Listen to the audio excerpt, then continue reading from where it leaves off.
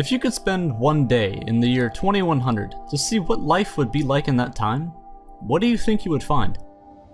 The idea of seeing the future, seeing life as we know it in a far, distant timescale, has been in the minds of people for thousands of years. But what if you could see even further into the future? 1,000, 10,000, a million, even a billion years into the future.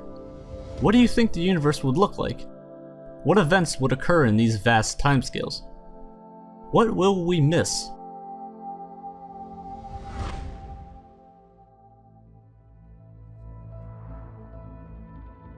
Let's start here on Earth.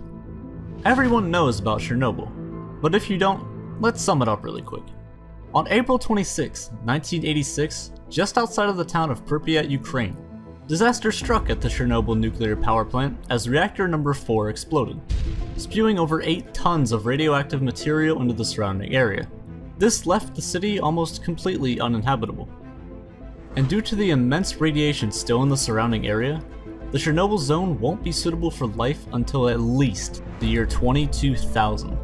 By that time, you and I will most likely be dead, so we won't be able to finally ride this Ferris wheel that we waited 20,000 years for.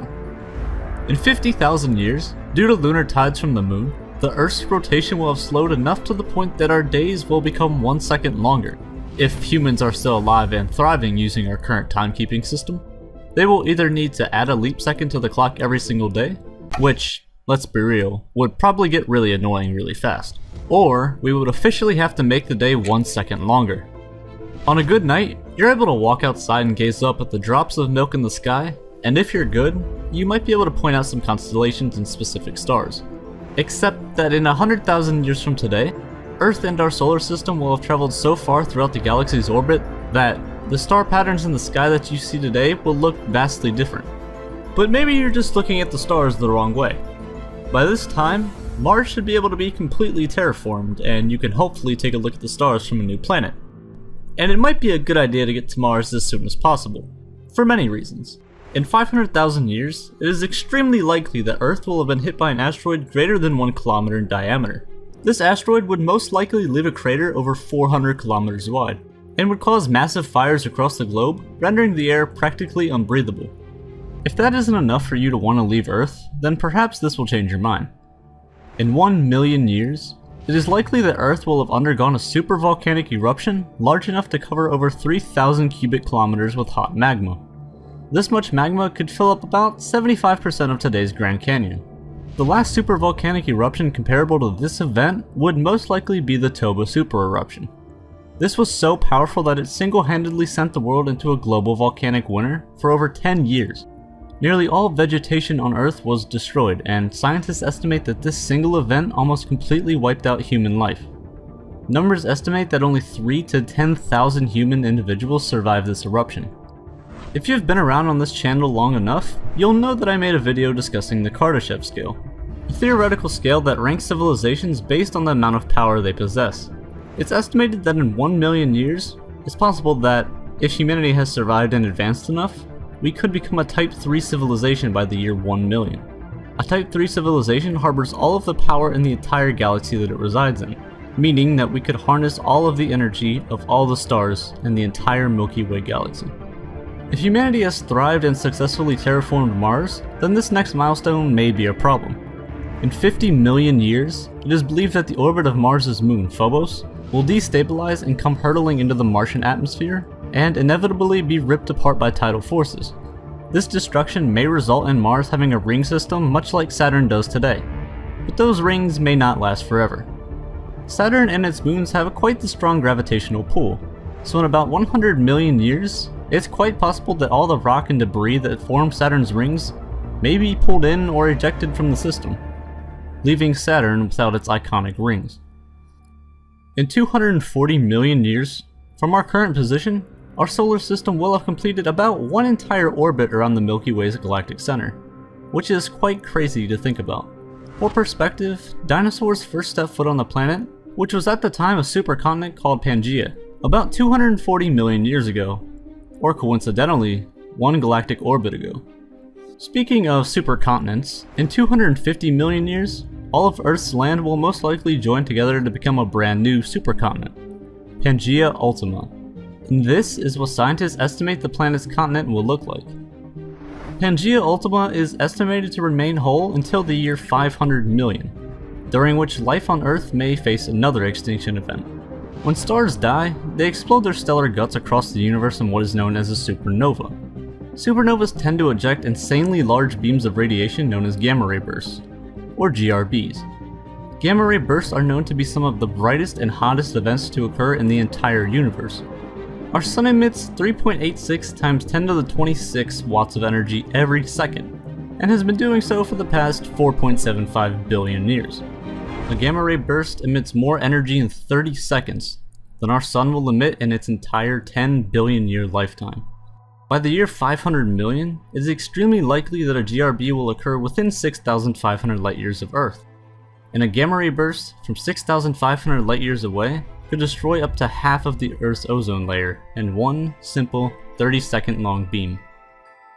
On top of that, mass extinction among sea and land animals would ensue, along with mass starvation. And this is the start of the end for our dearly beloved blue marble. If there is still life on Earth in 800 million years, it ends now. By this point, CO2 levels on Earth will fall to a point where photosynthesis is no longer possible. Without photosynthesis, there is no more oxygen being made.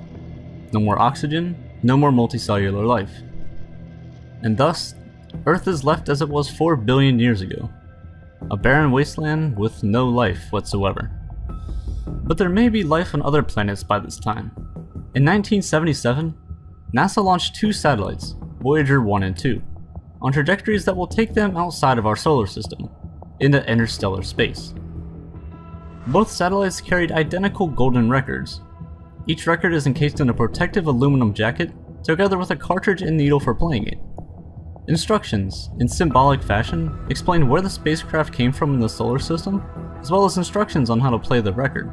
The record contains 115 images from Earth, along with greetings in 55 languages, sounds from Earth, and even music from the era when Voyager was launched. And out of the 27 songs on the golden record, one of the most iconic and inspiring songs is track 26, Dark Was the Night by Blind Willie Johnson. Johnson was diagnosed with a disability and blinded at a young age. His music sold very well, and he was fairly popular in his time. But despite this, he had very little wealth. His life was poorly documented, and this is in fact the only known image of Blind Willie himself.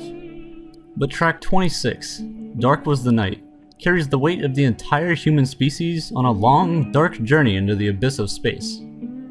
A man with very little to his name and not much knowledge of the world around him has his art traveling through the cosmos at a speed of over 17 kilometers per second. And I believe this elegantly depicts us humans.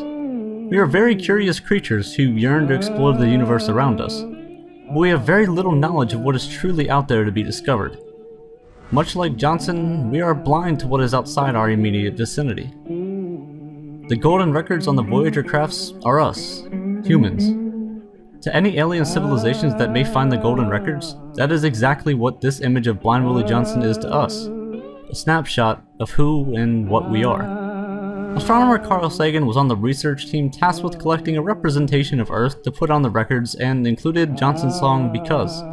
Johnson's song concerns a situation he faced many times: nightfall with no place to sleep.